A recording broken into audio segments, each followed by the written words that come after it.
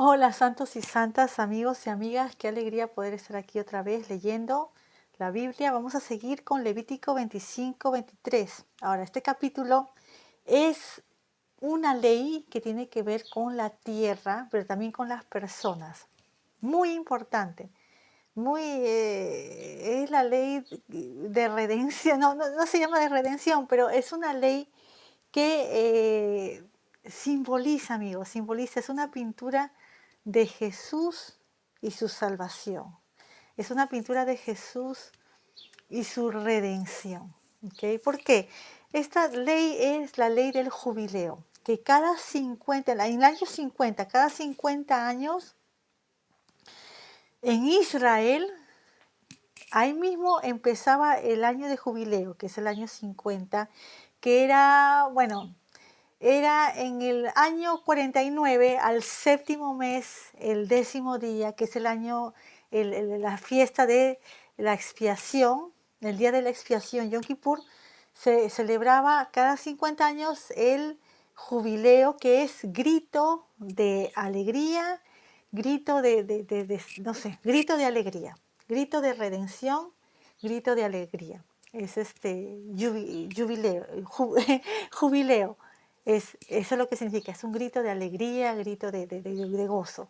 ¿Por qué? Porque ese año, amigos, todos los de Israel que eran siervos pasaban a ser libres automáticamente. No tenían que estar pagando por su libertad, pasaban a ser libres.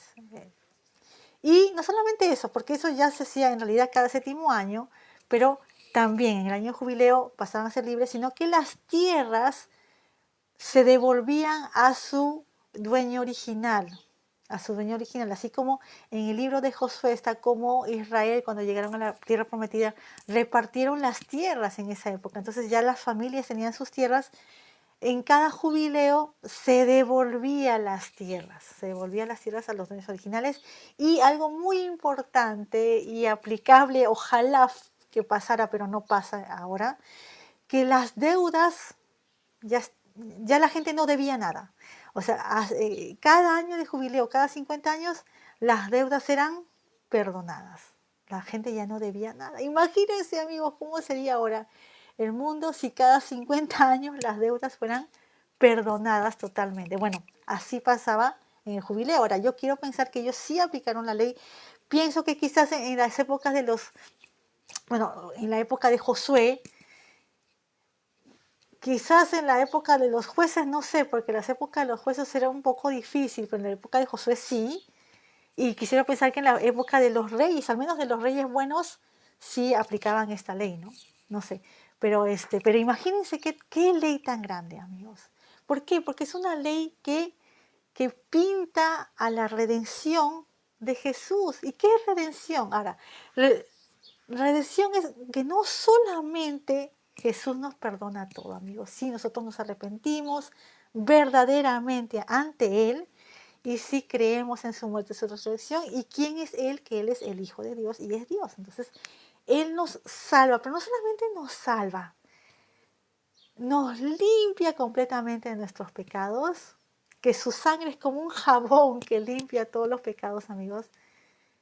Y no solamente eso, sino que Él restaura lo de antes, Él va a restaurar lo de antes. ¿Y cómo era antes, amigos? ¿Cómo era antes? Cuando Adán y Eva no habían pecado, vivían felices, tenían todo y estaban en la presencia de Dios. Eran como reyes. Y estaban felices, no tenían enfermedad, no habían muerto, no envejecían, no tenían enfermedad, estaban en la presencia de Dios y tenían todo y eran como reyes.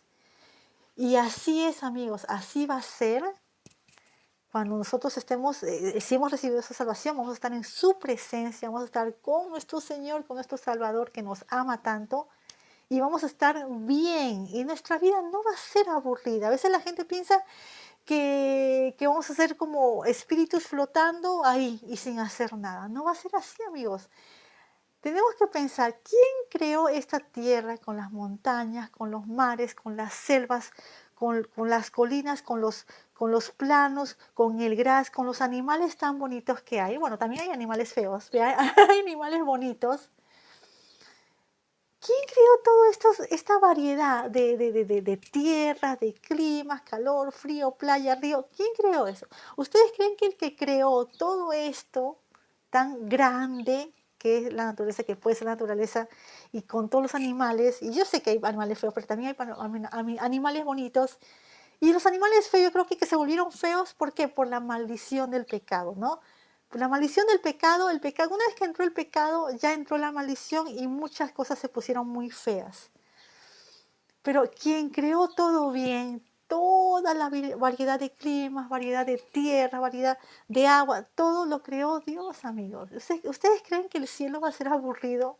Están muy equivocados. Va a ser aún más lindo y no solamente lindo, sino perfecto. Estar en su presencia y estar en la nueva Jerusalén, que es la ciudad que Él ha hecho, construido para los suyos, que va a estar arriba de la tierra. Va a ser algo perfecto. Es una ciudad que tiene todo. Y no solamente eso, sino que vamos a estar en su presencia. Entonces, no va a ser algo aburrido. Entonces, la gente tiene la idea de que es aburrido, que no vamos a hacer nada. Vamos a comer, vamos a estar con Dios, vamos a cantar, vamos a caminar, vamos a conocer lugares. Va a ser lindísimo.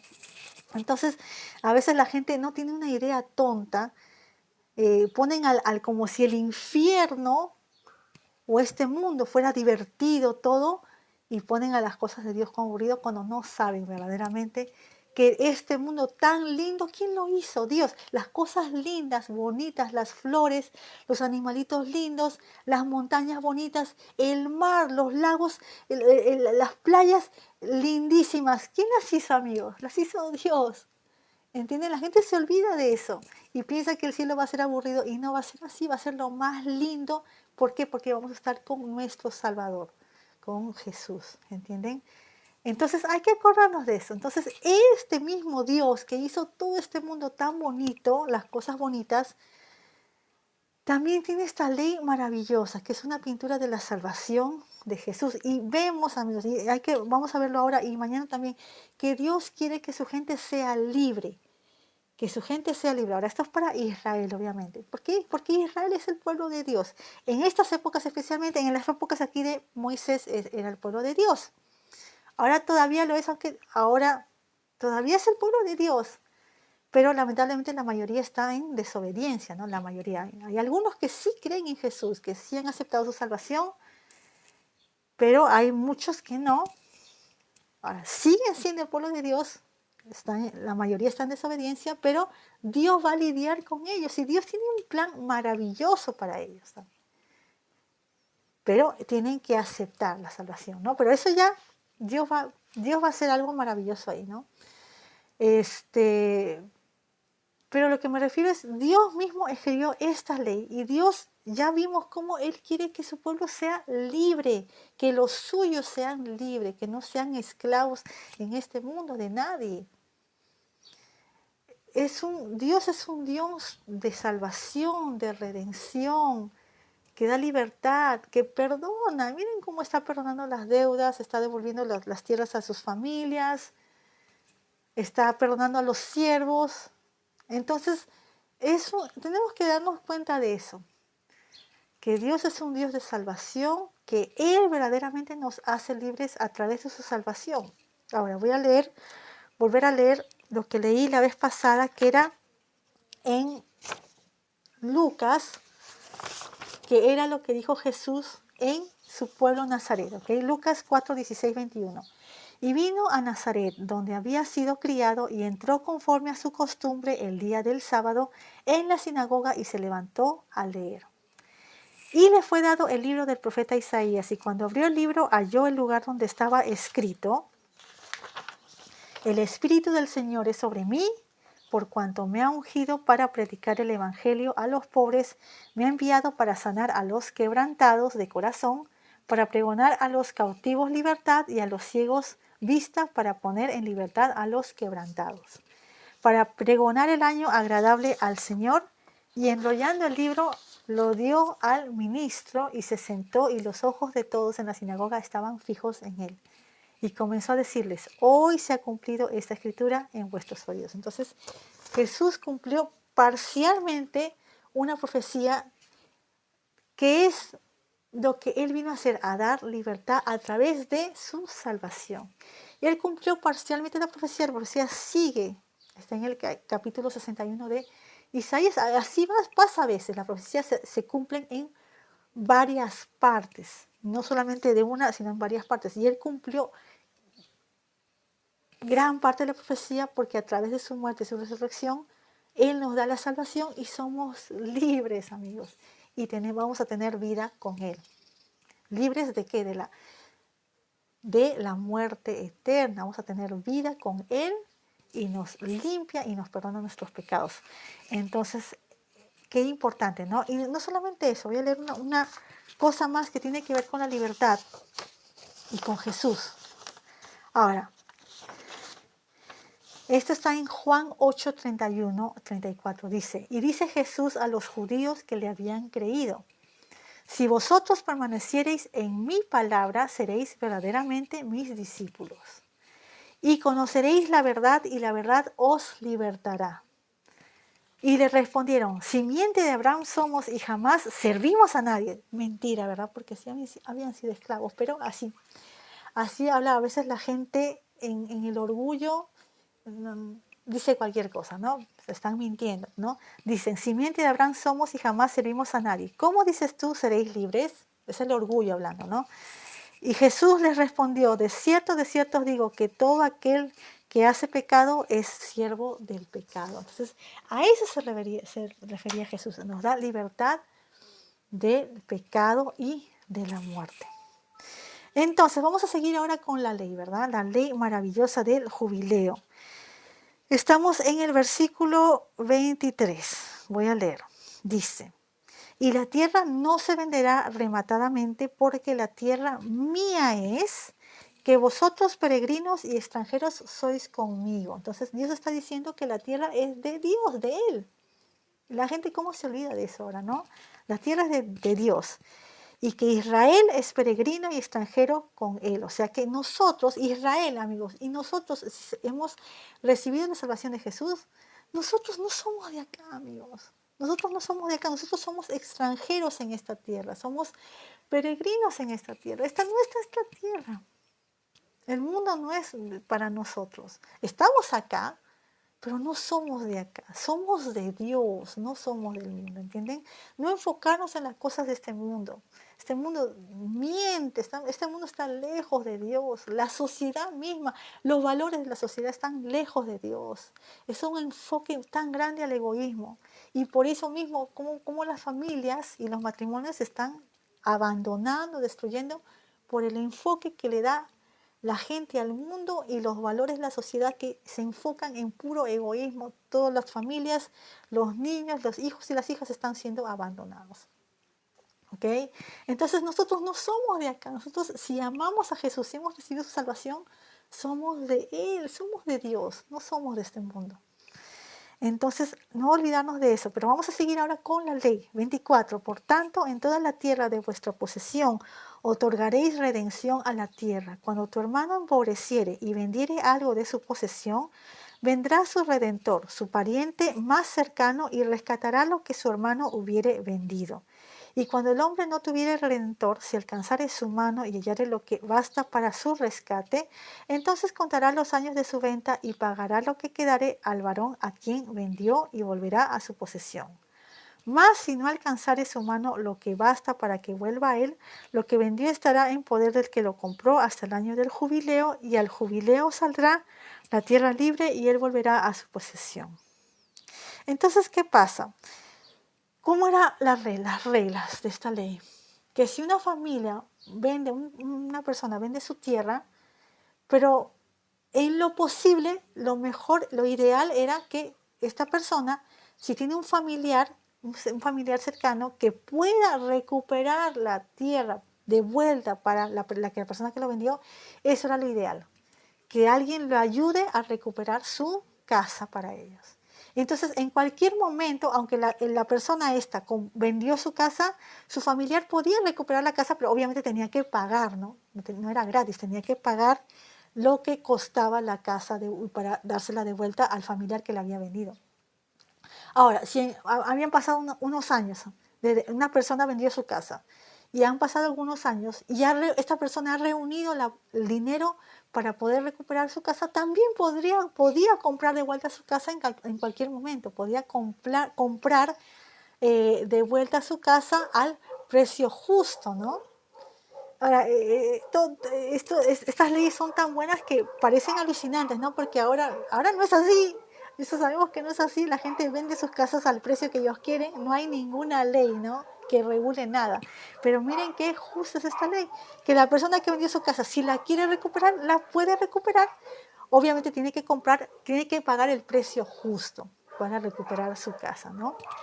Y si la persona no tiene el dinero para recuperar su casa, entonces se esperaba hasta el jubileo y el jubileo ya recuperaba su casa, ¿no? Entonces, qué ley tan buena, la verdad, ¿no? Y muy buena para este mundo. Este mundo no es bueno, pero esta ley está muy buena. Ok, entonces así era la ley del jubileo. Entonces vamos a seguir leyendo 29. Y el varón que vendiere casa de morada en ciudad cercada tendrá facultad de redimirla hasta acabarse el año de su venta. Un año será el término de poderse redimir. Y si no fuere rescatada dentro de un año entero, la casa que estuviere en la ciudad amurallada quedará para siempre para aquel que la compró y para sus descendientes no saldrá en el jubileo. Entonces, la única excepción a la regla eran las casas que estaban adentro de una ciudad que tenía una muralla. Hay ciudades que están amuralladas, toda la ciudad. Entonces, si la casa estaba dentro de una ciudad amurallada y se vendía esta casa, la persona que había vendido su casa la podía recuperar dentro de un año. Pero si dentro de ese año no recuperaba la casa, entonces ya esa casa se quedaba para el nuevo dueño. Esta es la única excepción a la regla. Seguimos, pero en cuanto a las ciudades de los levitas, no, estamos en 31. Mas las casas de las aldeas que no tienen muro alrededor serán estimadas como un campo de tierra, tendrán redención y saldrán en el jubileo. Pero en cuanto a las ciudades de los levitas y de las casas de las ciudades que poseyeren los levitas tendrán redención siempre. Y el que comprare de los levitas la venta de la casa y de la ciudad de su posesión saldrá en el jubileo, por cuanto las casas de las ciudades de los levitas es la posesión de ellos entre los hijos de Israel. Mas la tierra del ejido de sus ciudades no se venderá porque es perpetua posesión de ellos. Entonces aquí vieron las casas adentro de las ciudades, tenían una excepción, que esas casas, si no se compraban dentro del año por el dueño que había vendido, entonces ya esa casa sí no se podía redimir en 50 años. Ahora, las casas en las villas, afuera de las ciudades amuralladas, sí siempre calificaban para el jubileo, para poder ser recuperadas, para poder ser redimidas, ¿no? Ahora está hablando de los levitas. ¿Qué pasa? Los levitas no tenían una tierra así como las demás tribus. Las demás tribus tenían, la tribu de Dan tenía su tierra, la tribu de Judá tenía su tierra, la tribu de Benjamín, pero los levitas no tenían, la tribu de Leví no tenía así una tierra. ¿Por qué? Porque había sido una tribu escogida para Dios, que Dios era su heredad. Entonces, lo que tenían sí eran ciudades en diferentes tierras de las demás tribus, tenían ciudades, pero no tenían una tierra así para ellos. Entonces, como no tenían así una heredad, sus tierras, aunque ellos podían vender sus tierras siempre calificaban para jubileo, siempre calificaban, podían ser redimidas, ¿no? Ahora vamos a seguir leyendo. 35, y cuando tu hermano empobreciere y se acogiere a ti, tú lo recibirás como peregrino y extranjero, vivirá contigo. No tomarás usura de él, ni aumento, mas tendrás temor de tu Dios y tu hermano vivirá contigo. No le darás tu dinero a usura ni tus víveres a ganancia. Yo soy el Señor vuestro Dios que os saqué de la tierra de Egipto para daros la tierra de Canaán, para ser vuestro Dios. Y cuando tu hermano empobreciere estando contigo y se vendiere a ti, no le harás servir como esclavo. Vamos a quedarnos ahí porque eso lo quiero hablar mañana, del 39. Entonces, ¿qué pasa? ¿no? Cuando una persona de veras que empobreciere totalmente y se tenían que vender a ellos mismos, que dice, se acogiera a ti, tú lo recibirás como peregrino extranjero y no tomarás usura de él, o sea, no tratarlo malamente, ¿no? Como que no aumentará su deuda, si él te debe dinero no aumentará su deuda, o sea, no ser cruel, ¿no?